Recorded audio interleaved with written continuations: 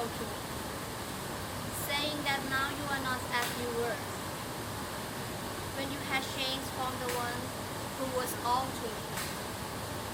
But as at first, when our day was fair,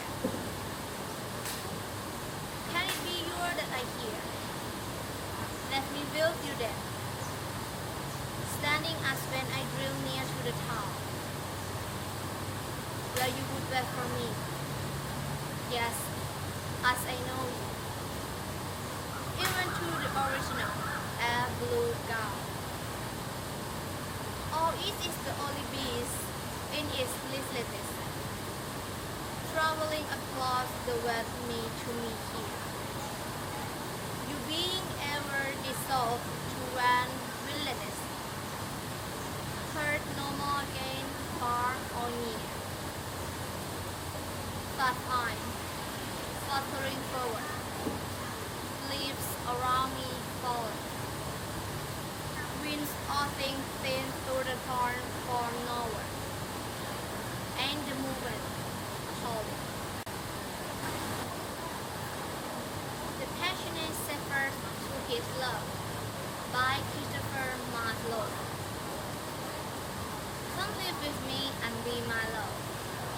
I will do all the pleasure blue that volley, gloves, hills and fields, whose are steepy mountain hills, and will sit upon the rocks, seeing the shepherd feed their flocks by shallow rivers, to whose form melodious birds sing medically.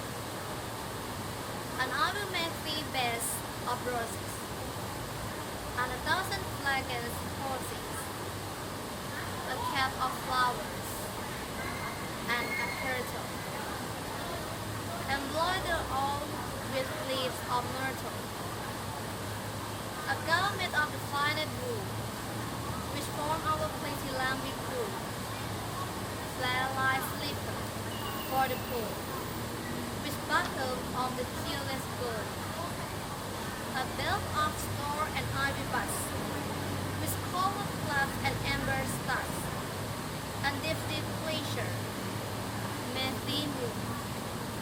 Come, live with me, and be my love.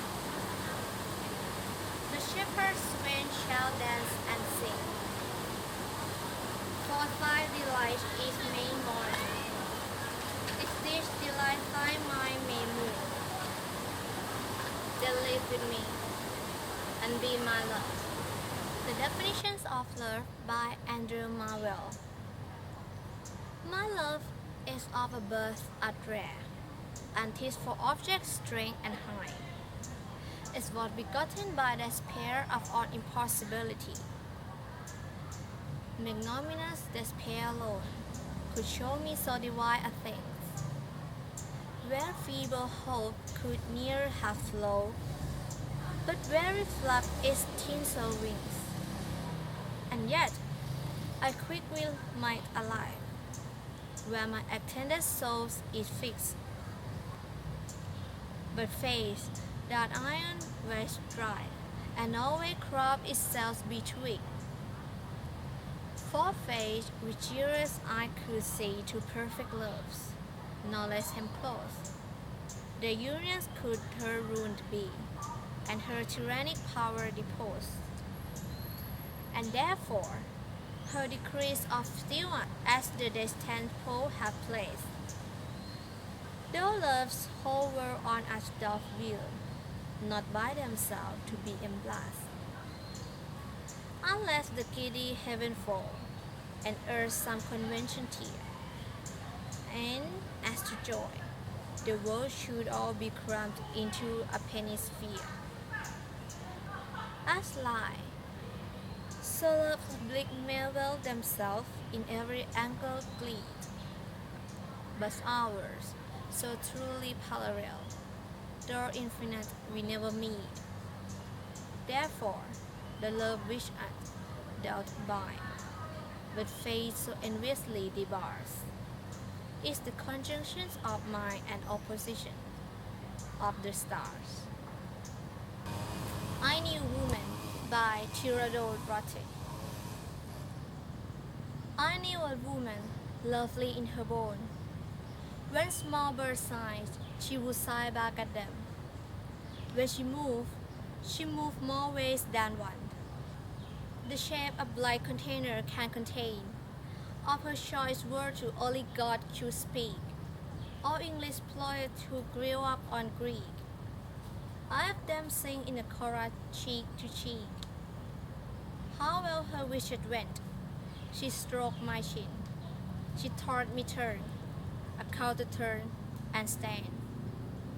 She taught me touch, that endurance white skinned. I need her mercury from her poor hand. She wore the sickle eye, poor eye, the rake, coming behind her for her pretty sake. But what prodigious marving we did make. Love like a gander, and adore a goose. Her full lips pursed, the errant's note to cheese. She plays quick, she plays light and loose. My eyes, they dazzles at her flowing knees. Her several parts could keep a purely pose, or one hip quiver with a mobile nose. She moved in circle, and the circle moved. Let seeds be grass, and grass turn into hay, and martyr to a motion not my own. What's freedom for? To know eternity. I swear she casts a shadow white as stone. But who would count eternity in days? These old bones live to learn her wanton ways. I measure times by how a body's way. What live my life have kid by Edna St. Vincent Millay. What live my life have kissed, and where and why? I have forgotten, and what arms have lain under my head till morning. But the rain is full of gold tonight, that tap and sigh upon the grass and listen for reply. And in my heart there stirred quite a pain, for unremembered lad that not again return to me at midnight with a cry. Far in the winter stand the lonely tree. Now know the birds have vanished one by one. Yet know it both, more silent than before. I cannot say what love have come and gone. I only know that summer sang in me a little while, that in me sings no more. Sonnet 48 by William Shakespeare. Betwixt my eyes and heart a leak it took, and each dot could turn now onto the altar. When that, my eye is famished for a look, or heart in love beside himself doth smoother. With my love pictures, then my eyes doth feast, and to the pen's banquet beats my heart. Another time, my eye is my heart's gate, and in his thoughts of love, doth share a part. So, either by thy picture or my love, thy self-aware art reasons still with me. For though not farther than my thoughts can move, and I am still with them, and they with thee. Or, if they sleep, the picture in my sight awake my heart to heart, and eyes delight. To be or not to be by William Shakespeare. To be or not to be, that is the question. Whether 'tis noble in the mind to suffer, the sling and arrow archerous fortune, or to take arm against the sea of troubles, and by opposite in them. To die, to sleep, no more. And by a sleep to say we end the heartache, and the thousand natural shocks that fly to air too.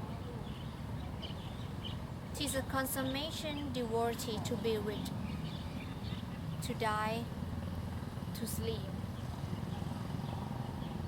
to sleep. Perchance to dream, dare the rock. For in that sleep of death, what dream may come, when we have suffered of the moral coil, must give a pause. There's the respect, the small calamity of so long life. For who would bear the whip as crowns of times, the oppressor's wrongs, the proud man contumely, the pangs of despair's love, the low delay, the insolence of office and the spurns, the patience malice of the unvoted takes, when he himself might his quite make, with a bare backing. Who would father bear to grant as sweat under the very life, but that the dread of something after death, the undiscovered country from whose birth no traveler returns, person the will and make us rather bear those ill we have, than far to order that we know not of. Such consciences make cowards of us all, and thus the native hue of resolution is sickle, or with the pale cast of thoughts, and enterprises of great pit and moment, with disregards their current and airy, and lose the name of action. Hope is distinguished features by Millay Dickinson.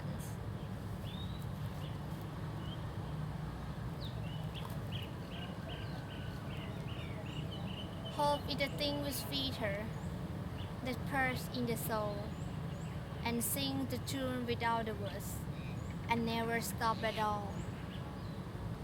And sweeted in the gale is heard, and sore might be the storm that could ablash the little bird that kept so many warm.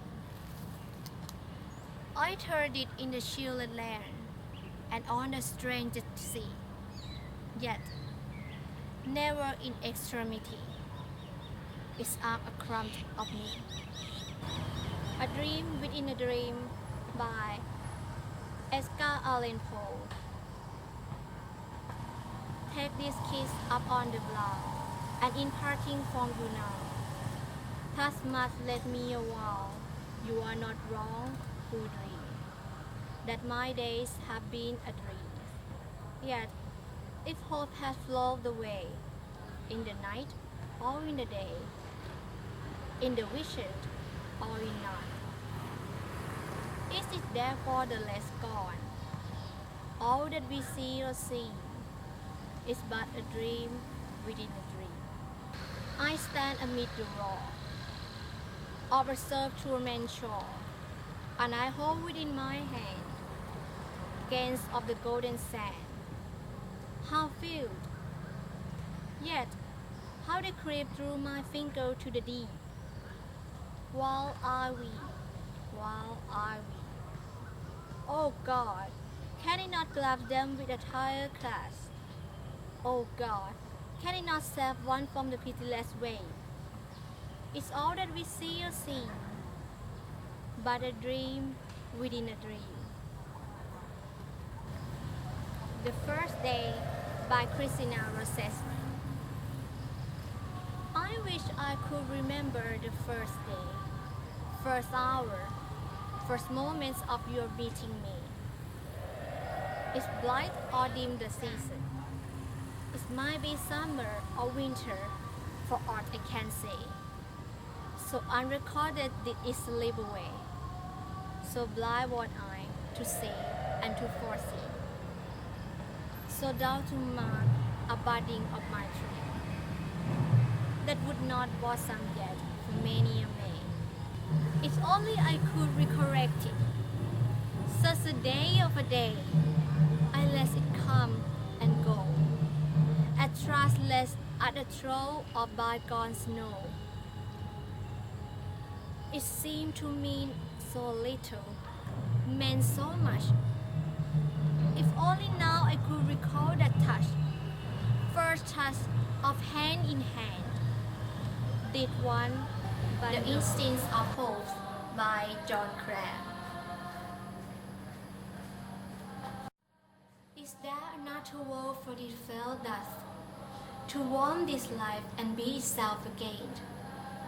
Something about me daily speak there much, and why should instinct nourish hope in vain? Teach nature prophesy that such will be, and everything seems struggling to explain the closed sealed volume of its mystery. Time wandering onward keep it usual place, as seeming anxious of eternity. To me that come and find a resting place. Even the small violet feels a future power, and waits each year renewing bloom to blink. And surely man is no inferior flower, to die unworthy of a second spring.